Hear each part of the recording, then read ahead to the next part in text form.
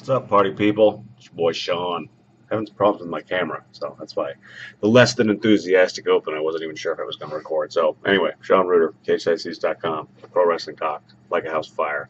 You can follow me on Twitter, mostly these days at Cage Side Seats. Actually, Gino's focused on some other social media type ventures, so I'm the head twit there when I tweet. It's a lot of weird words. I'm still at S1Root also. You can get at me there, mostly on Cage Side, and that's where I focus my online presence and my wrestling talk and what have you. So, this week, quick one, I think. I don't know. Never can tell. Want to, after getting a little serious last week with China and I don't know, the showing up at WWE headquarters thing, if anybody saw that around the internet, is just weird and confirms what I was thinking last week. Anyway, this week, John Cena beat Kevin Owens at Money in the Bank, which not surprising. I don't really have a problem about it. Gino and I talked about it on our post-show recap reactions dealy. I'm not shocked, so, I don't think it was bad. I think the post-match angle redeemed the whole thing for me. That was not something we've gotten to see the other people that Cena has buried, which I don't agree with. That's why the air quotes necessarily. I don't think Cena buried him. I'll get to that. I'm getting ahead of myself. The feud with Rusev, the feud with Bray Wyatt, we didn't get that degree of a post-match angle. So they worked me on that too. I didn't think it was going to happen.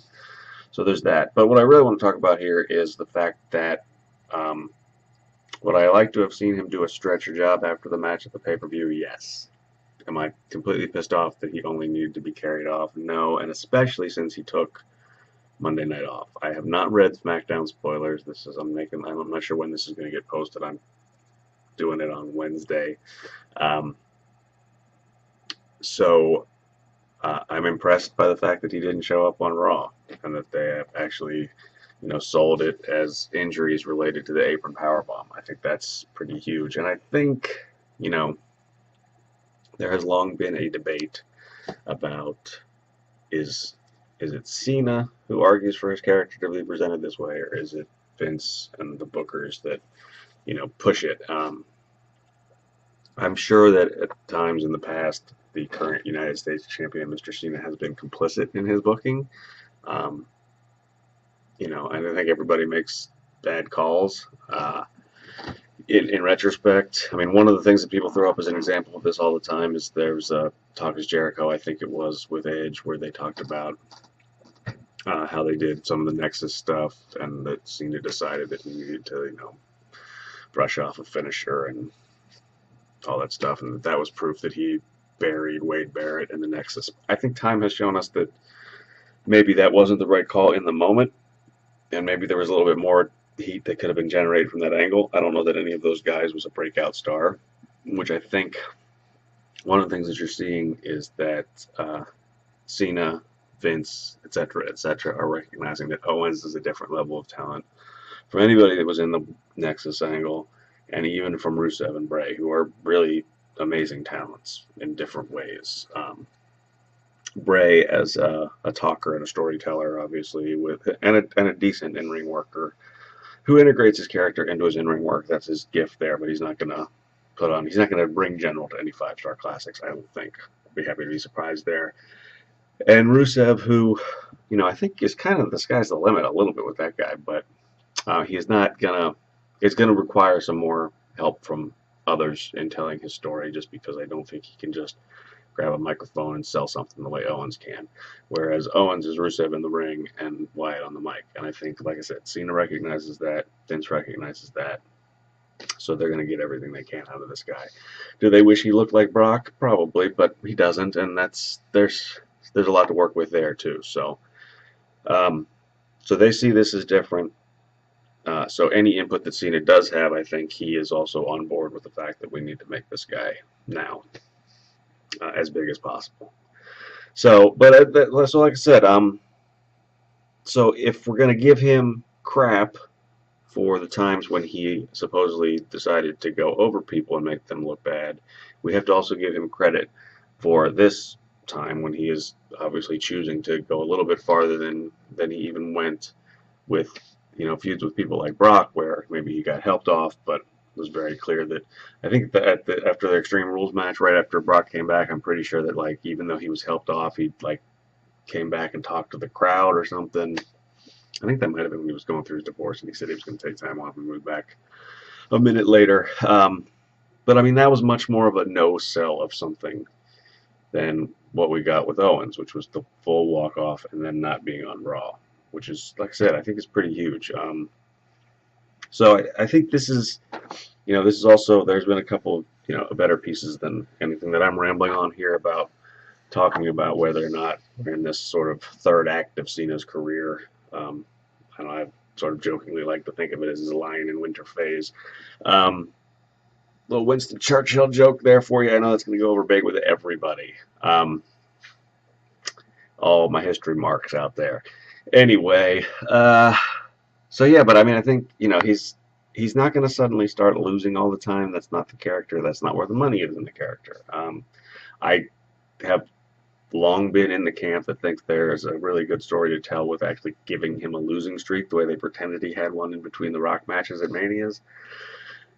Probably not going to happen. This might be, losing to Owens might be as good as it gets, and then selling this beatdown. So while he's not going to suddenly start putting everybody over like he's Jericho, there is a way to use him, and there's a recognition from him that he's in a different part of his career, and I think the fact that he took Monday night off is recognition of that on his part. So, like I said, I don't know, I'm not entirely convinced one way or the other that the United States Championship is better off for his run with it.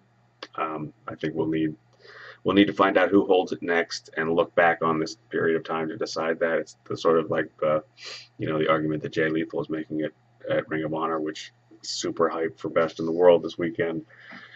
Is Cena making the belt, or is the belt, giving Cena something to do while he's still just being John Cena, and it'll go right back to being the crappy U.S. title when he's done with it. I think the jury is out on that, and by necessity it's out on that. But this is an interesting phase of his career just in terms of him working with different people, that it's not just him at the top with a parade of Vince-created monsters thrown at him.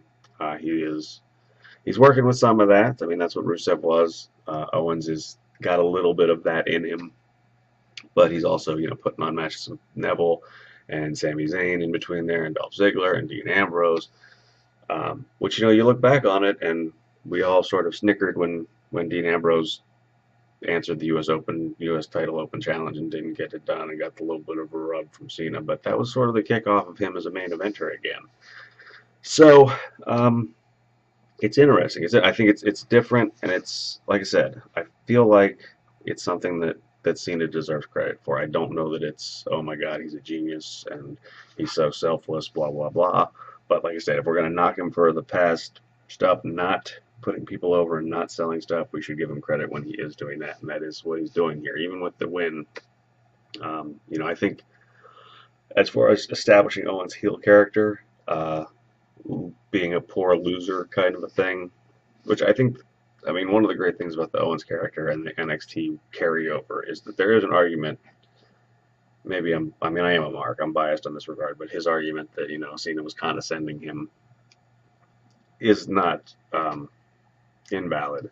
But still, that's a big heel move to not shake somebody's hand. You could at least do the Ambrose thing and shake it off, and then roll out and act like you don't care, as opposed to kicking somebody and even powerbomb them. So it's a big step in turning Owens into a mega heel, and the fact that Cena's willing to put that over is pretty huge too. So if blind Cena hate, Owens himself said it, the guy's a hell of a pro wrestler, so I think it's the era of blind Cena hate is over. It's never not going to be fun to chant Cena sucks and sing a song with sucks in it and sucks.